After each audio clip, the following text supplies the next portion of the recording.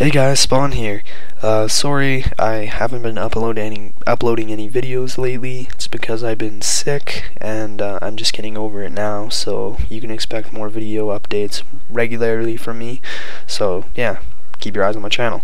Anyway, so I'm here today to do a review that I actually meant to post a while ago, and the footage I recorded quite a while ago, but like I said, I got sick. So anyway, I'm here to do a review of the Resident Evil ORC Spec-Ops Expansion Pack 1 DLC.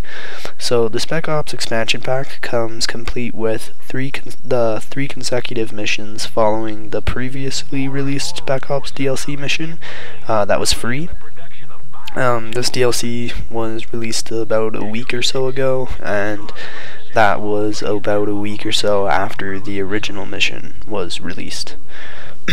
So yeah, like I said, I downloaded it a while ago, and I've played through it multiple times, especially since I've been sick. First off, I'm going to give a basic breakdown of the expansion pack, and then I'll delve deeper into it. I'm gonna warn you guys up front that this video is full of spoilers, so hope you're cool with that. So anyways, let's get down to it.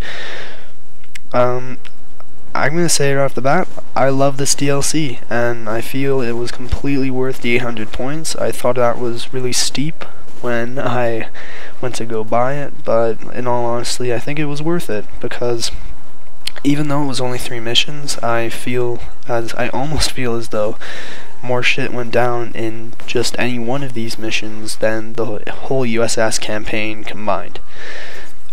So what you can expect from this DLC is multiple boss fights, stunning cutscenes, intricate gameplay and objectives.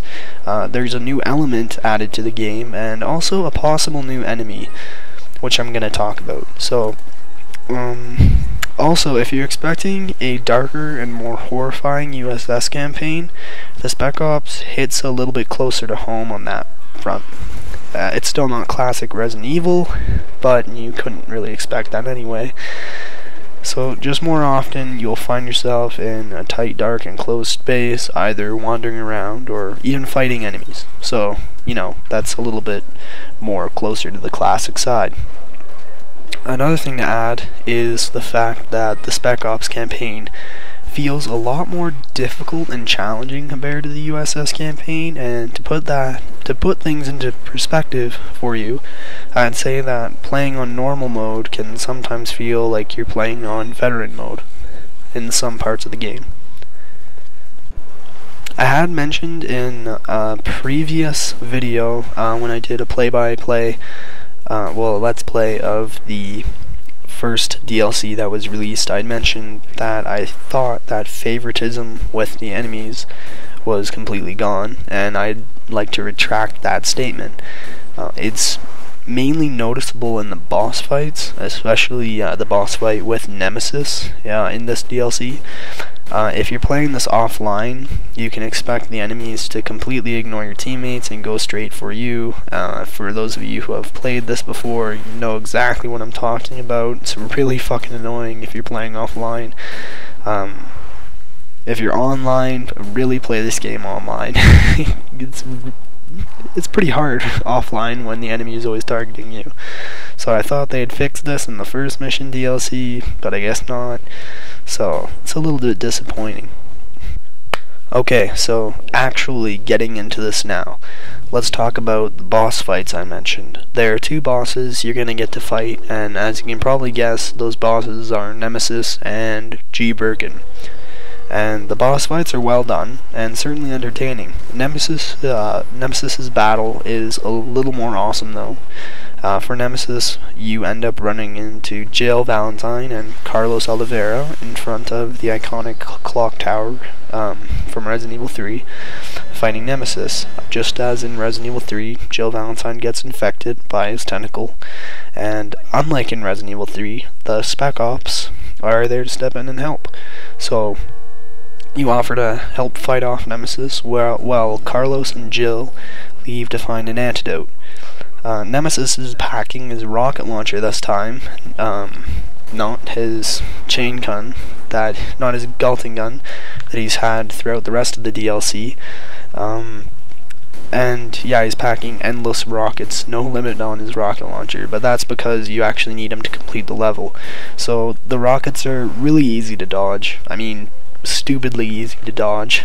All you have to do is position yourself in front of the gate in order for Nemesis to blast it open with his rocket launcher.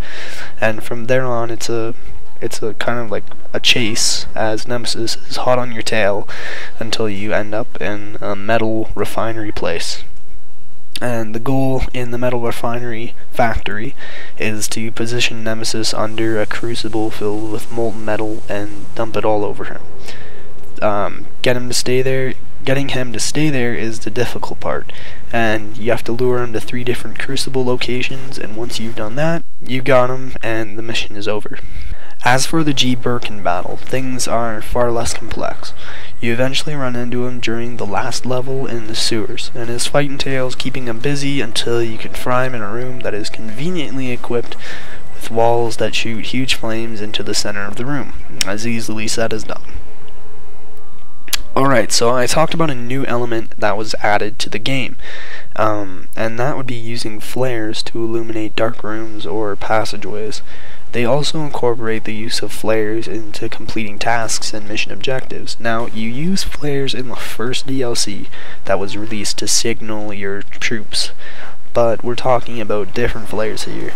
You encounter them in the last level while traveling through the sewers, because most of the sewers are pitch black, so it's necessary to use flares in order to move around, as well as to spawn enemies.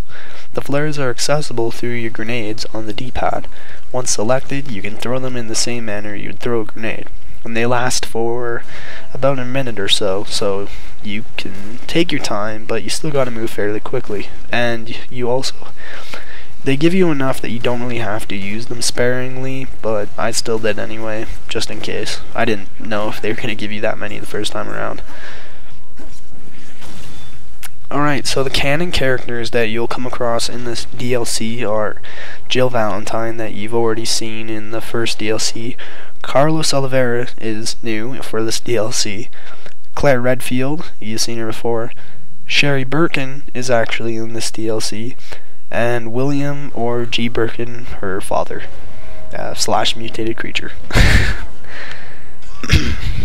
Alright, so, I know I'm saying that every sentence, alright, but the new enemy I mentioned earlier is a class of hunter, and it's hard to tell if this is actually a new enemy or not, but I'm gonna say it is.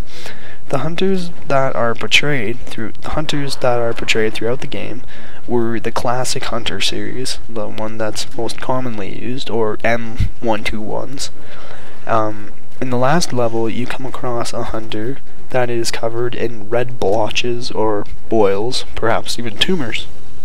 And that would usually signify a hunter beta, and you can Google what that is, or Resident Evil Wikia what that is.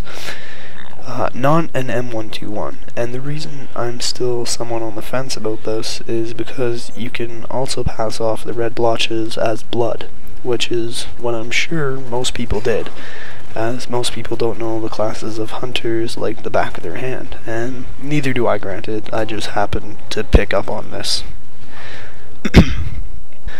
So that's all about that is about all I have for you right now.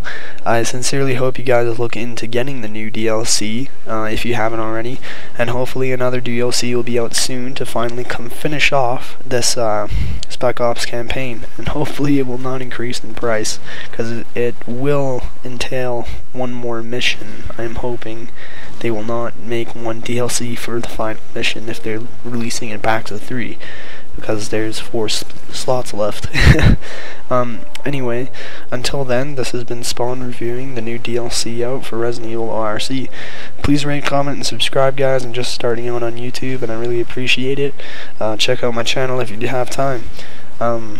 So we'll have vids up every week, and I'm going to try and switch it up, but right now, Resident Evil ORC is my main focus. I'm also going to get some GameCube in there, and some more Xbox 360. Until then, see you later, guys.